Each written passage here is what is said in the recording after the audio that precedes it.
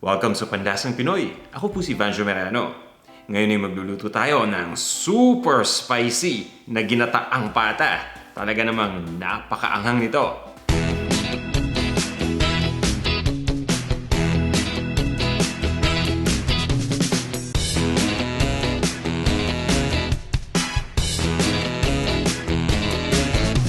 At ito yung mga ingredients na kakailanganin natin para sa dish na to. Pata ng baboy. Ito naman yung siling pansigang, hiniwa lang natin. Thai chili, pwede tayong gumamit dito ng siling labuyo. Gata, 2 lata ang gamit ko dito. Sibuyas, bagoong alamang. Gagamit din tayo dito ng luya, ng bawang, at ng ground black pepper. At bukod sa mga ito, kailangan natin ng tubig. Ito naman yung kumpletong listahan ng mga ingredients. Kasama ang sukat ng bawat isa. Pwede ninyong dagdagan yung sili dito kung gusto ninyong mas maanghang pa.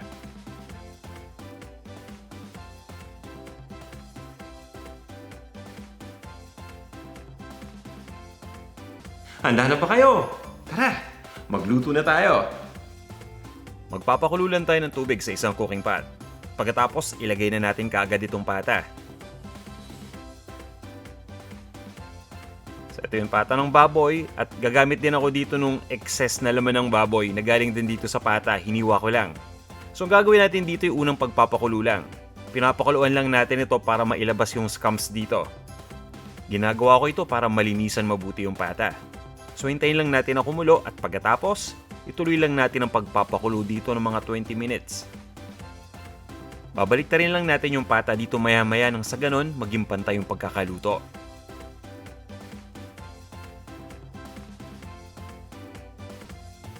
Sa puntong ito ay pwede na natin ibaliktad yung pata at mapapansin ninyo lumulutang na yung scums dito. Ito yung mga gusto nating tanggalin, yung bone marrow ng pata. Hindi siya kasing ganda ng bone marrow ng bulalo no? O ng baka. Ituloy lang natin yung pagpapakulo dito. Sa puntong to, ready na tong pata.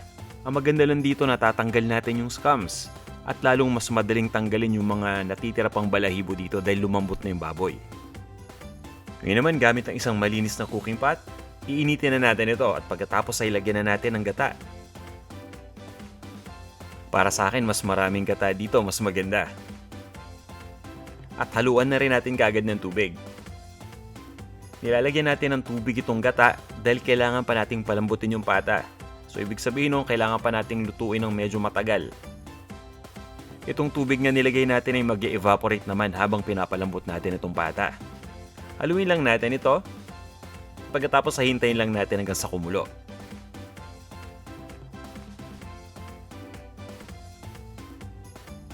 Kapag nagumpisa ng kumulo, ilagay na natin dito yung bawang. Ito yung bawang na dinurog lang natin. Isunod na natin dito yung luya. Pati na rin yung sibuyas, ilagay na natin dito. Ayan. At ngayon, dahil nga super spicy ito, lalagyan muna natin yung ating unang pampaanghang. Ito yung siling pansigang. Kumbaga for starters pa lang yan. At ngayon, ilagay na natin yung ating Thai chili peppers. Ang gamit ko dito, 30 pieces. Pero hindi nyo kailangan gawin ito. Pwede kayong dun lang sa kaya ninyo. Dun sa tolerance level nyo lang. Haluin lang natin ito at pabihaan lang natin uli no kumulo yung mixture.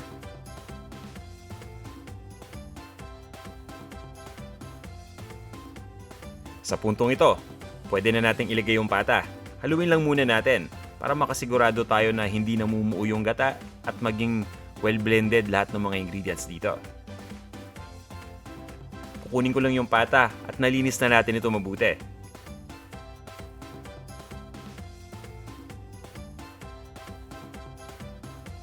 I-ice lang natin ito dito sa ating cooking pot. Pati na rin yung mga karne na naluto natin kanina. Yung mga pera-perasong karne na part din itong pata. Ayan, takpan lang natin itong ating cooking pot. Itutuloy lang natin ang pagluto dito hanggang sa tuloy na lumambot yung pata. Medyo may katagalan. Karaniwan umaabot ako hanggang 1.5 oras sa pagpapalambot ng pata. Sa kalagitnaan ng pagpapalambot, binabaliktad ko to para maging balanse. Pero sa tingin ko dapat mas maliit yung lutuan na gamit natin dito para mas mapadali tayo. Kaya habang pinapakuluan ko to, kukuha lang ako ng maliit na lutuan at ililipat natin tong pata. So ito na yung ating lutuan at makikita ninyo, di ba, talagang submerged na yung pata dun sa gata. Mas mabilis itong maluluto at talaga namang mas magiging pantay ang pagkakaluto natin.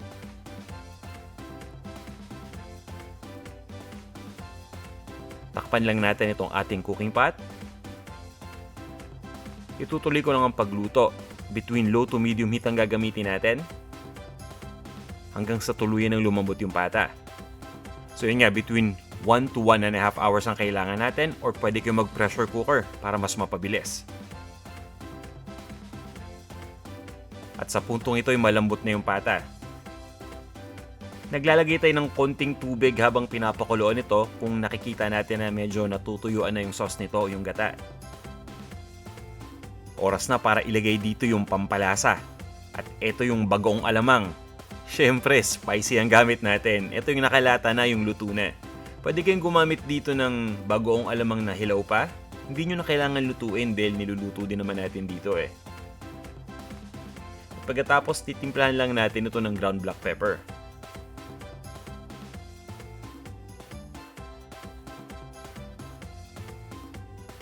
At ngayon sisiguraduhin lang natin na humalo mabuti yung ground black pepper dito. Itutuloy ko lang ang pagluto nito hanggang sa mag-reduce pa yung gata natin sa kalahati. Ang gusto kong mangyari dito ay lumapot pa yung gata para mas maging rich and creamy ito.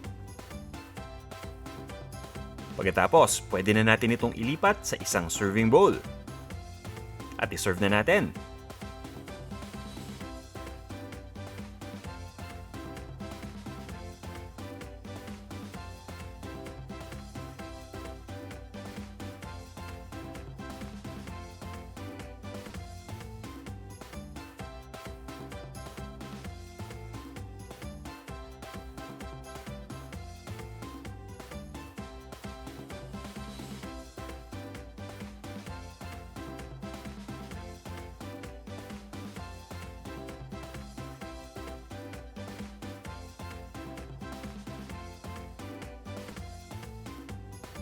Ito na ang ating super spicy ginataang pata. Ngayon, tikman na natin to. Ito na yung pata at yung gata na maraming sili. Ayan, so yung pata ang ginawa ko, kumuha lang ako ng part ng pata. May part ito na taba at laman. So ayan. At ito naman yung mga kasilihan. Ayan, ang daming sili nito. So tikman natin.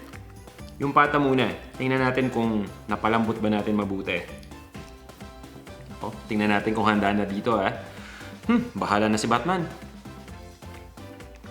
Ang sarap. Malambot yung pata. Kaso maanghang. Ramdam ko kagad yung anghang. Grabe. Okay lang yan. Tuloy natin. Ito naman yung konting taba.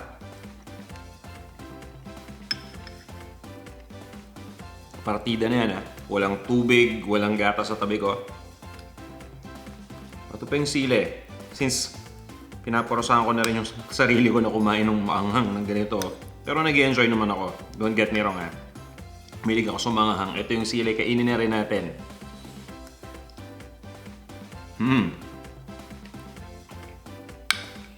Dagdagan mo natin ng pata.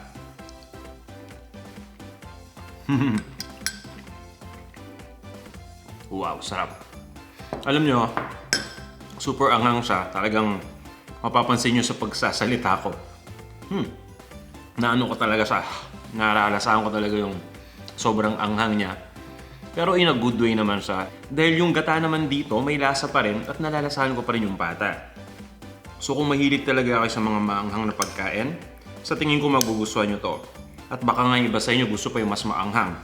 So, gamit natin dito, 30 pieces lang na Thai chili. Gusto nyo gawing 40 or 50 pieces, nasa sa inyo, di ba? At kung talagang hardcore kayo, pwede kayong gumamit ng Carolina Reaper dito o ng ghost pepper.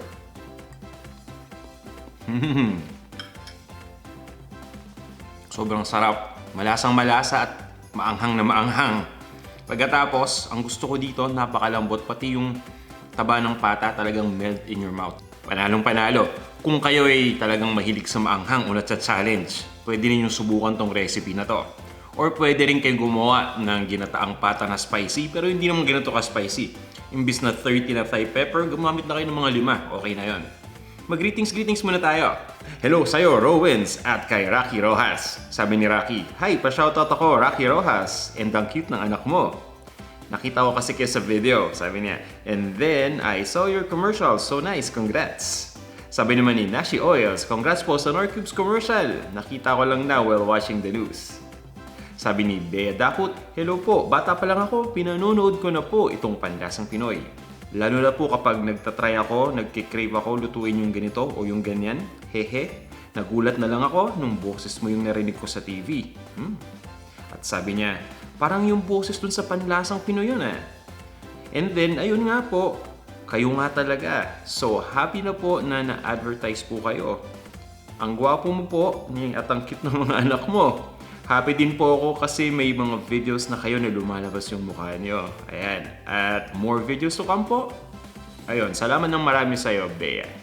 Next naman ay kay Bell Cross Wolfstein. Sabi niya, "Hindi ko po makita sa YouTube pero kanina lang nakita ko po yung commercial niyo sa Nor. Haha, nice." Ito naman, sabi ni Mine Nuilan. "Hello po, congrats sa bago ninyong TVC. Paano po pala niyo sinut yun? Umuwi po ba kayo dito sa Pilipinas?" Hihi, curious lang. Alam mo, Mine, umuwi kami dyan sa Pilipinas at napaka-ganda ng experience namin nung shoot namin yung commercial dyan. Yan yung time na nagpapalabas ako ng mga videos dito sa YouTube kung saan pumupunta ako sa mga palengke sa Pilipinas. So, yun yung time frame na yan. So, sa Pilipinas, shoot yung video at napakagaling ng mga tao na nakasama ko dyan. Maraming salamat ulit sa mga nakatrabaho natin. Hello rin kay Marlon Ong at kay Edna Diana. Sabi naman ni J. Lou Joy Ginoguin, "Sir, may bagong commercial na pala kayo, yung sa Nor. Wow, nakita ko po kayo kagabi sa TV. Galing naman po, hehe." Maria Balubayan, hello sa'yo. Sabi ni Maria, "By watching you gives me power to cook because it looks simple to do. More power and God bless." Ito naman, sabi ni Maria Cristina Joy Deres, "Hala, napamura ako sa resulta ng lasa. Bakit kaya? Ang sarap kasi." Oh, number 1 ito, sir. Ayun, mabuti nililinaw mo, Maria Cristina Joy, at salamat at nagustuhan mo itong ating macaroni. Okay, ito ngayon, sa bacon and egg macaroni salad with green peas. So, subukan nyo rin yung recipe na yan. At ito pa, hello kay Jewel Fornillas, kay Chubby Volex, at kay Cecilia Torres, pati na rin kay Jason Nosage. Binaliktad lang niya yung pangalan niya. Ayun, maraming salamat sa inyong lahat sa panonood nitong ating video at ng iba pa nating mga videos dito sa Panlasang Pinoy. Sana may natutunan na naman kayong bago. Kung gusto nyong tumikim ng spicy na ginataang pata, yung hindi naman kasing spicy nito, pwede ninyong sundan yung recipe. Bawasan lang natin yung sili. Pero kung talagang adventurous kayo o napakatapang ninyo, talaga namang sobrang curious lang kayo, subukan nyo tong ating recipe na to gamit yung exact measurement ng mga ingredients. Pero alam nyo, talagang maanghang na maanghang.